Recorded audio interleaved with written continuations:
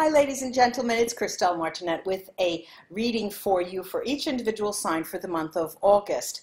To read this month, I'm going to be using my collection of fine arts paintings as the basis. And if and when I need it, I'll use this Egorov tarot, Alexandra Egorov tarot that I've used before in my readings, and or the VERA SIBILLA deck that you are very accustomed to me using. And of course my Neapolitan cards I have always ready with me. Now, just 2 words on my contest. As you know, I announced it the 23rd of July. It will fall due, the last day to receive the stories about a past life, the contest of the Renaissance. Google the Renaissance and see what that was all about before you write the story. And that will be ending the 23rd of August, midnight at midnight Central European time. The contest is to win a past life regression session with me for the value of $300. And a few people have written to me and they said, well, are you a certified hypnotherapist? Of course, or else I wouldn't be doing that. And I've done it for quite some time, or else I wouldn't be, I'm a pretty serious person, even if I laugh a lot.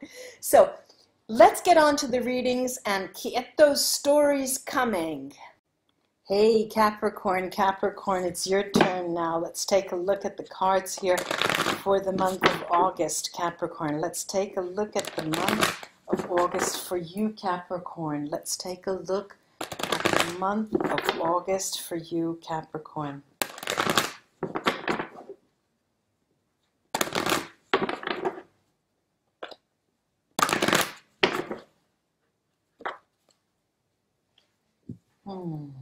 Okay, well, I always tell everyone there's 68 of these, and many of them keep coming up in the readings. It's an interesting phenomenon here.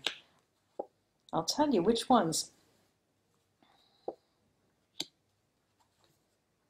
They have all come up, except one. They have all, no, two. Okay, now this is a young woman reading a book of hours by Ambrosius Benson. Now this is Irises by Vincent van Gogh, and the word iris is a Greek word that means rainbow. And the story goes that the flower got its name from the Greek goddess Iris, who was a messenger of the gods on Mount Olympus, and she would take the messages from the eye of heaven to the earth by the arc of the rainbow. A lot of symbolism there.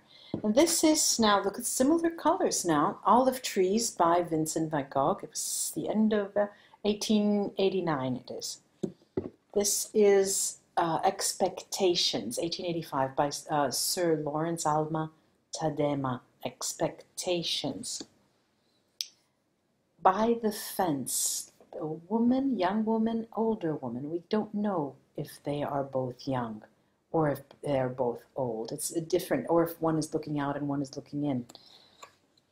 This is Night, 1890 by Ferdinand Hodler. Dance in the City by Renoir. It's 1883. The dancers are a model and the artist, and Renoir's friend, Paul Auguste. So there are 2 friends of his and a model that took this picture, that posed for him. This is Petrol. It's a drawing, 1904 by Wolfe. Now, Cancer. I see a lot of work. I see a lot of work, a lot of planning. I see money making. I see emphasis on money making. On the one side, on the one hand, I see Capricorn, you as showing the world how calm you are, and it's a big effort. It's a very big effort. You just want to, it's not a show. It's not just a show, but you really are trying, okay? And it's costing you a hell of a lot, on the one hand. On the other hand, I see you working so hard at working. You're working to find work if you don't have work. You're working to make your work work, And there's a lot of work, you know, and you're good at it. You're good at planning, making, changing, studying, and it's working out. The key word is work. Now, there's a sad, not a sad, there is a part of the month of August for you that where you won't understand whether someone's coming to you or someone's leaving you. And it's a very serious conundrum. It's very serious in your mind. It's very serious for you because sometimes you get the expectation, you get this the sensation that they're very close to you. And then other times you get the sensation they're very far from you, all during the time in August that you're trying to concentrate on work, or you are working on work. Now, this notion of whether they are coming or going is going to sort of lie in the background for the month of August, because you don't want any problems. You don't want that person or those persons, family members or whatever it is, to give you any kind of problem. Now I'm going to look first of all at one part here, this night, that is the only worrisome challenge here for the month of August. I want to see what that is, because I'm seeing that you're going to get a break. When you really think something's not working, you're going to get a break. Let me take a look at this first. Yeah, all right. Now, there's the military militare, deliranti, the delirious people, and imeneo. Now, what you do is, unbeknownst to the person or persons involved in your life, family, lover, significant other, you don't let them see what's underneath that calm, cool exterior. And what you do is keep it to yourself. This is a month where you, more than any other time in your life, actually, you're keeping it to yourself, because you're sort of not unsure, but there's a part of you that feels that you may not make it in your own eyes, not in the eyes of others. And so you're putting yourself you're challenging yourself. It's interesting, this. Very interesting. Don't go too hard on yourself, but I'm not going to say that. I'm just going to read, and then I'll see what the runes have to say about that. I'm going to take a look at the fence here and just see what that is trying to tell us. See what that is trying to tell us. Okay, I see Belvedere here, bright future, Mercante the merchant, and Ammalato. So now, what does this mean? What does this mean, the bright future, and it's mirroring Ammalato in work? So let me take a few cards, one being the Egoroff Tarot, because I'm getting the sensation that there is, at one point in the month of August, not only will you be not sure about the persons or persons leaving your life or coming to you, it overlaps with the sensation that your work is going poorly rather than in a positive way, with a positive development. And then it's sort of like a climax in the month of August. Let's see what these two cards, I'm going to take one tarot and one Neapolitan card. Okay. All right. Good. Let me see what the Neapolitans say.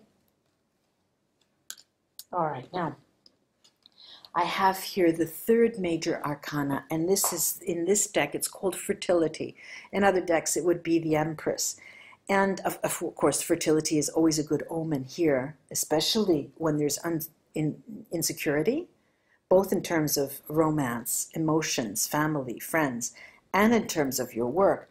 And what do we have? We've got the Two of Swords. And the Two of Swords definitely invites you to not cross the swords, open the swords, and enact communication. The Neapolitan deck is different than the tarot, and they invite communication rather than antagonism. So the key here would be to open and discuss, either with your partners, family members, or your employer. And if you're self-employed, discuss with people who work under you Okay, I'm going to take a look at the runes now. See what the runes have to say.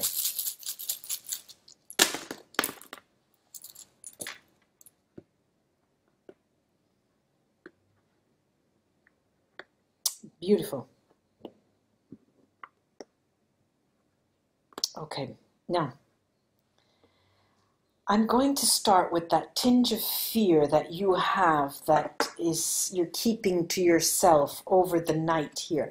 I've got Diag, and Diag, as a message from the runes, tells you that you can't do anything wrong the month of August. You just can't. So shake it, shake it. If there's a little bit of fear, just shake it. And why does it say that? There are a couple of things here around this. One is around this dance in the city, and it's the nameless, faceless rune, which tells us that working with a network, we are never, even if you're an entrepreneur, a businessman, you have your own business, you are always in a net. You have competitors, you have suppliers, you know. So what it's telling me is that you need to find your own voice, the way you want to do business. There's a personal touch to what you're doing that needs to be personalized even more, because that will be the measure of your success.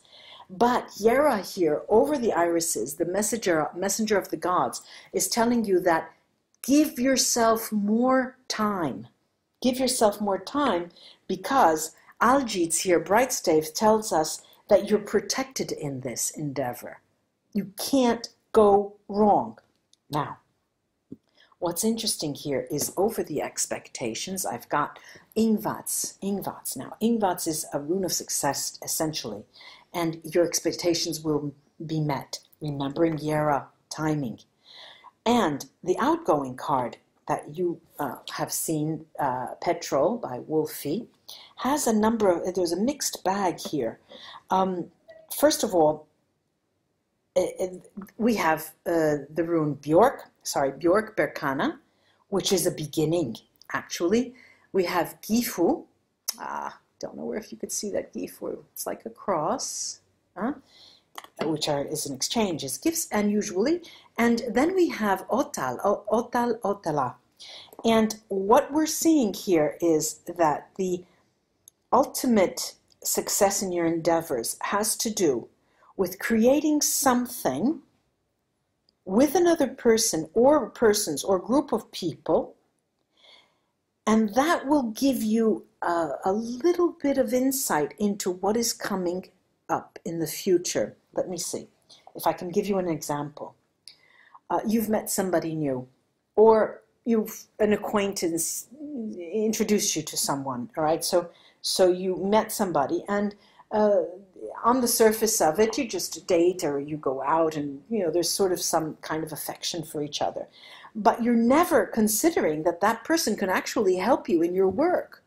You need to propose, you need to talk about it, because you can probably open your own business through someone else's assets, right? This is just something I'm throwing out there, ladies and gentlemen, Capricorn friends, being that you're working all the time.